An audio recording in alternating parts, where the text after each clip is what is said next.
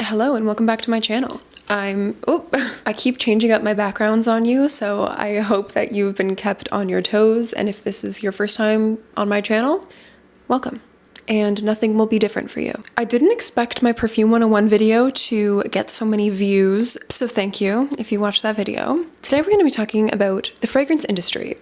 And I was prompted to make this video because one of my favorite fragrances, I have recently been informed it was discontinued. That fragrance is Santal Complete by Fragrance du Bois, which is a creamy, sandalwoody scent with a beautiful lemon scone opening and a delicious sandalwood blanket dry down. I posted a video recommending it for fall, and all my comments told me that the fragrance has been reformulated. As a fragrance content creator, my most commonly asked question is, hey Emma, could you find me an alternative to this perfume? It'll either be, hey Emma, this is my favorite body wash, can you find me a perfume that smells just like it? Or, hey Emma, my favorite perfume was reformulated or discontinued.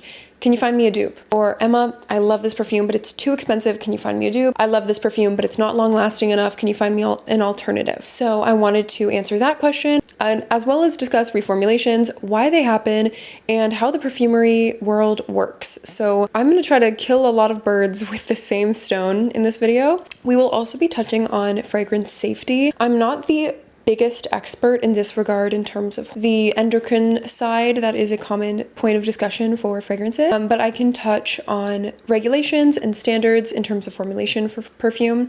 And so we will be talking about that today. Now, before we get into the video, I wanted to say that everything I will be talking about here is not information from my master's program. Everything I'm going to be saying are my opinions only from my own research, my own experiences, and this video is my opinions only and does not reflect on my school. It does not reflect on anything that I have learned at institutions I have been at. It's purely my own research from looking online, meeting people, and my own experiences.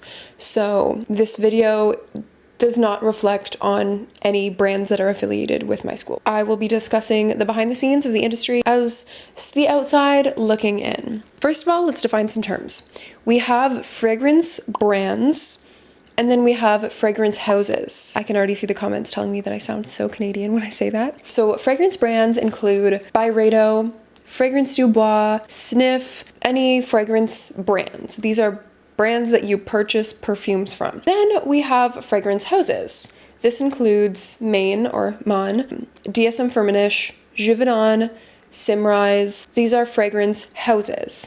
Now, the general public, if you're not in the industry, has not ever heard of these brands, and these might not mean anything to you, but they are the ones actually making your perfume. Every perfume that you buy from a brand has been actually supplied from one of these brands who made the perfume. And funny enough, your fragrance brand, Xerjoff, your Xerjoff perfume at home, if you ask Xerjoff, is XYZ in this perfume, they don't know. The fragrance brands do not know what is in their fragrances.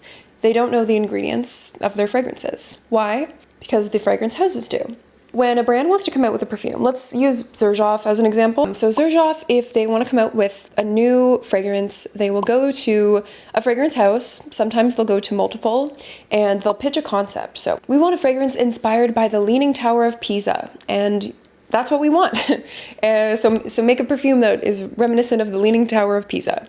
And the fragrance brands will find a perfumer that this brief works with, and the perfumer will work on the fragrance. Let's say they go to Givaudan. Givaudan is where Quentin Bisch works, who's a really popular perfumer if you know him.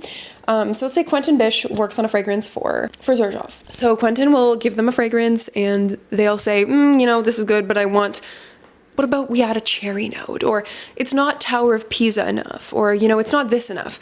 And so then Quentin will rework it until it's exactly perfect for smelling like the Leaning Tower of Pisa. And then the fragrance brand will buy the formula or buy the fragrance from the fragrance houses and then sell the fragrance. That's why you see Quentin Bisch, that's why he is the perfumer behind so many different brands, but he doesn't work at all these brands. Quentin Bisch made Delina, Quentin Bisch made the new Teriyaki from Lattafa. Anyways, Quentin Bisch has made so many fragrances, but he doesn't work for these brands. He works for the fragrance, essentially the supplier. He's just kind of like a contractor who's in the supply chain for the actual fragrance. And fragrance brands take their formulas very, very seriously. And when a fragrance house presents a fragrance to the brand, they don't say, here's the ingredients list. They don't share that. They just say, this fragrance has notes of incense and, whatever.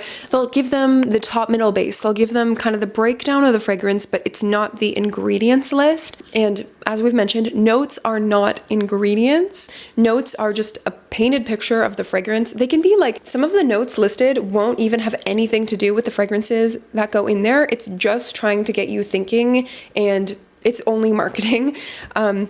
So the brands don't know what is in their fragrances. So why can't they know their fragrances? And that is because fragrance formulas are sacred. They're proprietary information.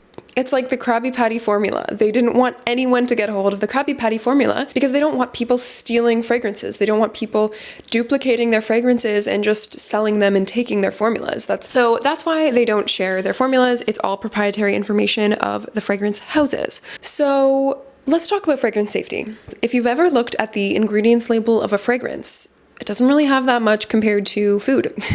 A fragrance label for fragrance usually says ingredients, parfum, fragrance, and then water, denatured alcohol, and a few more things. Now, this information tends to scare a lot of people and make them think, what are they putting in there? Are they trying to kill me? What if it's all dangerous? And this is where IFRA comes in. So IFRA is the governing body of fragrance safety. IFRA is a huge institution where a lot of compliance and fragrance safety testing goes on. So every single raw material is tested. Every single thing that you could put into your fragrance is tested for safety continuously. And every few years, IFRA restrictions get tighter and tighter. Let's use lemon as an example, okay? There's multiple types of testing, but one of the type of testing that's done is contact allergy testing. Now, your fragrance is sprayed onto your skin, so contact allergy is generally a concern. So let's say lemon is tested. They will have, thousands of people, hundreds of people, however many people put lemon on their skin.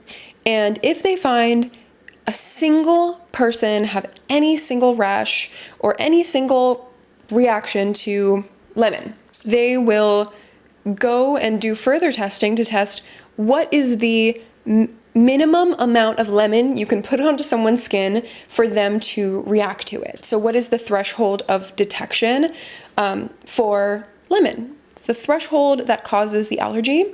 And so if they find this is the minimum, like the tiniest bit of lemon that you can put on someone's skin to be noticed, or otherwise, what is the maximum you can put on someone's skin before anyone in the population will have a reaction?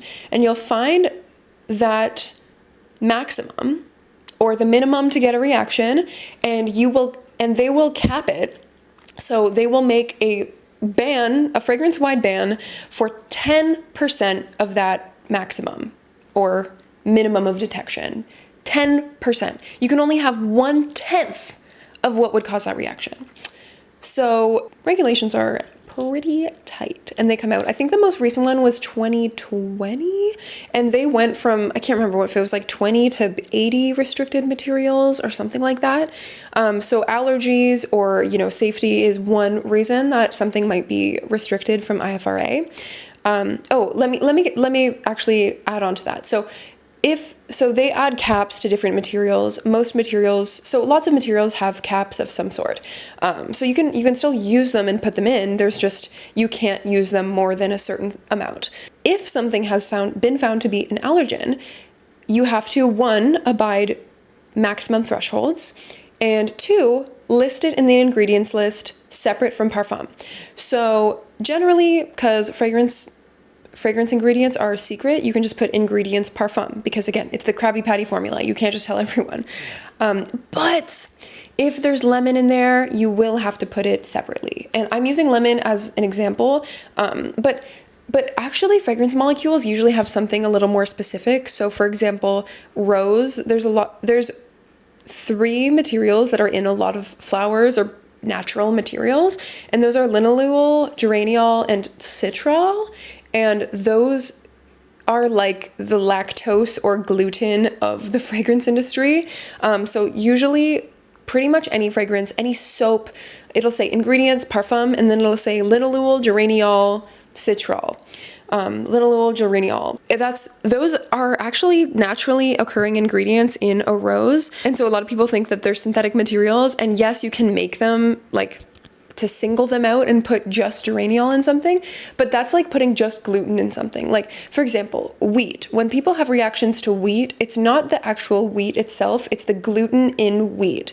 And that's what geraniol and linalool are. They're the actual allergens within natural materials. So just because something has linalool or geraniol doesn't mean it's not natural. That's like saying that milk is not natural because it contains lactose. I'm going on a lot of tangents. So back to what I was saying, there's multiple reasons why something might be restricted by IFRA. So one of them could be it's an allergen. Two, it could be because it's animal product. So animal products have been banned since, I believe, 1973. So people can still use, I think, beeswax and things like that, but we can't actually use materials that kill and harm animals.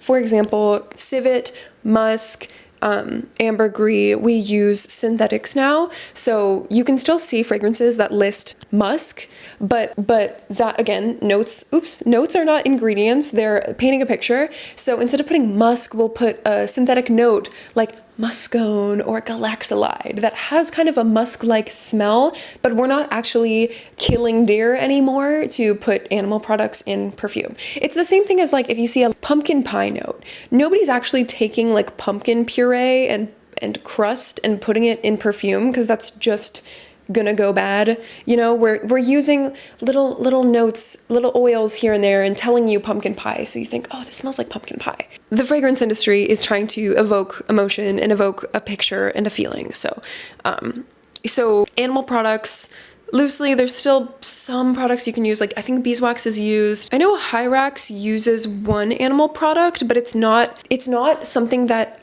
harms an animal. It's like a leftover animal secretion that is, it's like essentially a rock, but it's like a hundreds of years old rock that actually came from an animal one time. And I think there's one, I think it's Hyrax from Zoologist, and they use that in one of their fragrances. And so it's technically not vegan because it is an animal product, but it's like it's an artifact, and it's not something that's continuously being used, if you know what I mean. So it's hard to talk about like veganism with fragrances because, you know, if you're vegan, just stay away from anything that says beeswax. But in terms of like musk and, for the most part, civet, you should be okay, especially if you're buying from Sephora or brands like that. I'm discussing IFRA, which is the regulations for the industry. But, you know, if you purchase from really small brands that order things online and make their own fragrances, they might not be abiding the rules and regulations that the big companies and the big houses are, you know, enforcing. Generally, most of the fragrances that you'll come across in like Sephora, Nordstrom apply to what I'm saying, but it's kind of hard to make blanket statements because the fragrance industry is like, I could go boil some grass and like secrete some rose and then sell it on the side of my street and call it perfume. And, you know, maybe I used too much grass for IFRA. Maybe it's actually not safe. But we do have IFRA looking at the fragrances down to a molecular level to test if they're safe and just ensure that they are. IFRA, like I was saying, fragrances are tested, and they're not just tested, but they're tested on a continual basis. And so every few years, IFRA will release new restrictions. Going back to what we were saying, the fragrance brands make the perfume and the fragrance houses own the formula. So every fragrance, they have the actual formula of like what is in it. And so if IFRA releases restrictions, some fragrances, if they had civet in them before, like Chanel No. 5 in 1973 when it was banned, or musk, they had to change it up real quick because people still want to buy Chanel No. 5. How do we sell Chanel No. 5 without selling civet or musk? So there's actually a special type of perfumer that works at these houses called, I think, CDIC something. And basically they are experts at reformulating fragrances. So they do their best to create something that smells as close to the original product that is IFRA compliant. So that is the reason that a lot of fragrances are reformulated, is because they need to meet compliance standards, and brands don't usually market the fact that things are reformulated. I know Zoologist is pretty, I keep mentioning Zoologist, but I know that they're pretty like forthcoming with regulation, not regulations, but like reformulations. I don't know if they reformulate because of IFRA or if he just like changes his mind and comes out with something better later. There's all different types of reasons why something is reformulated. It's not just because of IFRA, but that is one of the reasons. So yeah, so that is one perk to working with fragrance houses, is they will continuously make sure that your fragrances are safe. So as much as it sucks for your perfume to no longer smell the same, it does make sure that your fragrance is always complying to the utmost standards of safety. So that's why Chanel No. 5 doesn't smell the way it used to in, when did it come out, 1911 or something? We aren't torturing civet cats anymore. I mean, it still happens in places in the world, don't get me wrong, but it's not as big of an industry anymore. Oh, one thing I also heard is that IFRA, if you look on the IFRA website, they, in their recent batch, they are really cutthroat with what they allow. Like, one of the things that you don't have is spicy notes. A lot of spices like clove, cinnamon, have been put in maxes, which is kind of upsetting to me because I love spicy notes. But it's just kind of funny how like, so I don't know, there's kind of this greenwashing idea where people are really scared that their fragrances are super dangerous, but it's like, we eat cloves, we eat cinnamon, we put nutmeg on everything, but if you put it on your skin, of course, like spices and peppers are probably a little irritating to your skin, and so they're not like safe, and so things are banned. But I don't know, it's an interesting industry. So let's talk about clean at Sephora. Fragrances that are clean at Sephora ban certain materials, but they don't ban all allergens. So don't be scared of necessarily allergens. Like, a lot of people think buying rose water from the store is more safe than buying a perfume. And, you know, to each their own, you can do whatever you want. Oh, also at the same time, a lot of people have been in my comments saying Bath & Body Works are so bad for you. Bath & Body Works is so bad for you. And, you know, I'm not here to say it's not, because again, I don't have access to everything that's in Bath & Body Works perfume. I just know how IFRA works, and I know the big fragrance houses. But Bath & Body Works works with the large fragrance houses like Givaudan, like Firmenich, like IFF. And you know who also buys their formulas from these brands? There's a brand called Henry Rose, and they are all natural, all clean, and they buy their product and source their product from the same office that Bath & Body Works does. Of course, the ingredients are different, everything they're looking for is different, but they have the same supplier. So I think that there's a lot of fear-mongering with the fragrance industry, and I'm not necessarily saying that they're the same, but I'm not necessarily saying that they are the same or they are equivalent, but I think that we should be a little conscious of fear-mongering and greenwashing. I personally have a bit of a disliking for fragrance brands that market off of saying that fragrance is really dangerous and it's really bad for you.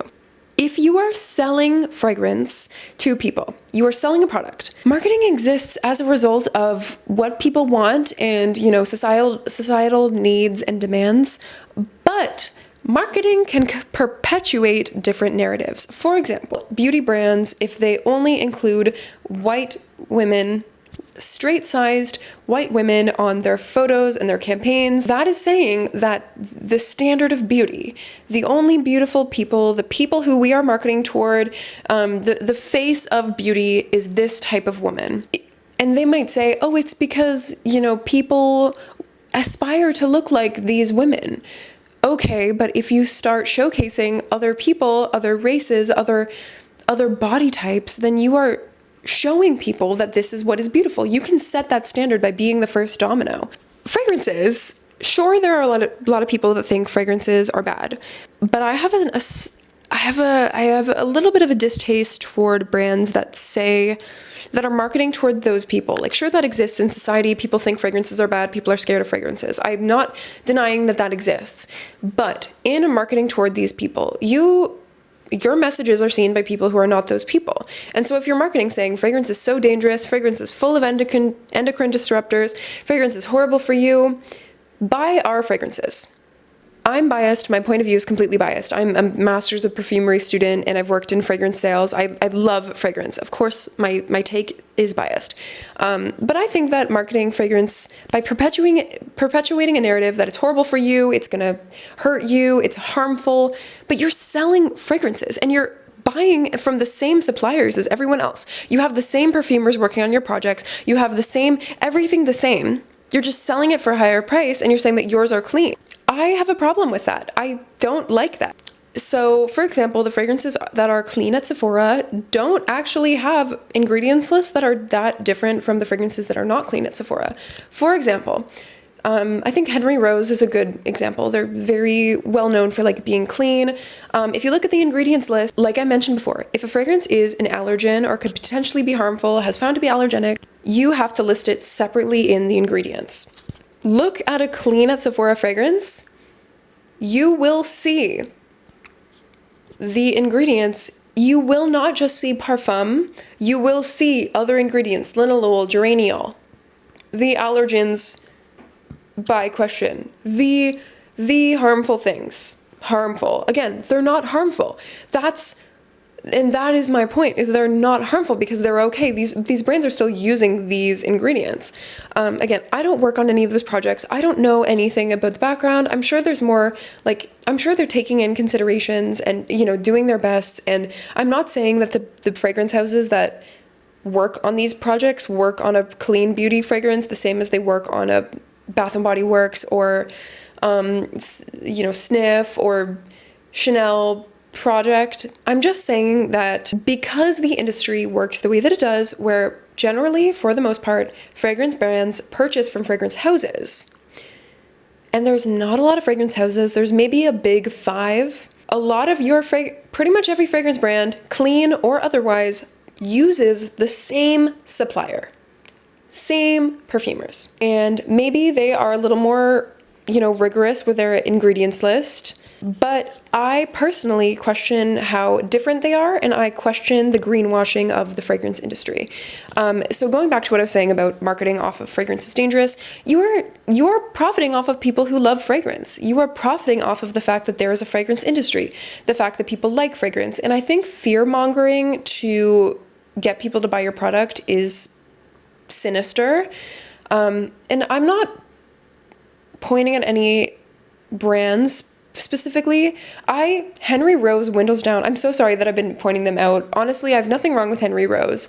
They look great. Love Michelle Pfeiffer. Windows Down, slay. It's an Earl Grey scent. Tea perfume, really delicious. Love it.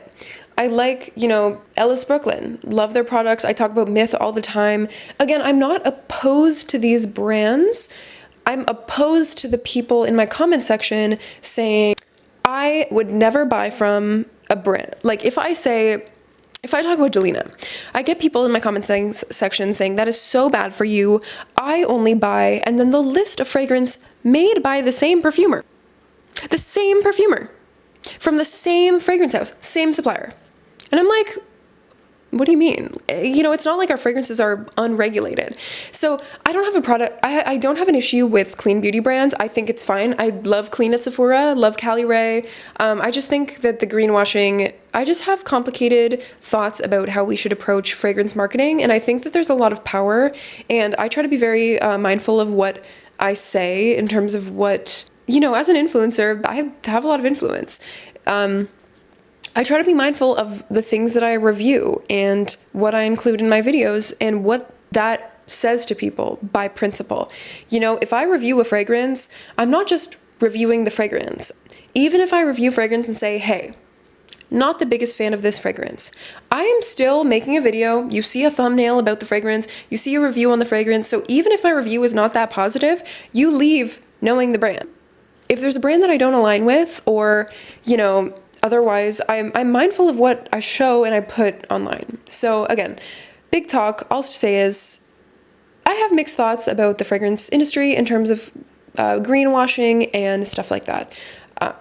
I obviously have so much more to learn. I'm not an expert. This is just what I have gathered from my experience being a content creator in the fragrance space and talking to experts in the field, as well as doing my own research online, looking at IFRA, and, discussing with experts in the field. So again, not an expert, but this is just the best I know. So those are my thoughts on the fragrance industry, a little bit about how fragrance works, how it works working with a perfumer, and a little bit about regulations and standards in the industry, safety, compliance, and clean fragrances. So if you have any questions, now if you do want a clean fragrance, I'm fine with that. If you are more comfortable buying a fragrance that says clean, I understand. I'm not against that. I like clean beauty too. It sounds great.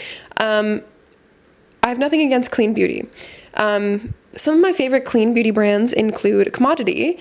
They have Milk, they have Gold. Love those fragrances. Commodity is great. Ellis Brooklyn, I think, is really good. I love their Miami Nectar, and I love Myth. Dead Cool, I think they're clean beauty too. Big fan of all their products. They just came out with a laundry detergent that's a collaboration with Way, and it's Melrose Place scented. It is so good. I know it's clean, but you still can't drink laundry detergent, but I still want to drink the laundry detergent. It's incredible. So if you have any more questions, let me know in the comments below, and let me know what you want to see in the next video. Thank you guys for watching. I love you guys so much, and I'll see you guys later. Bye.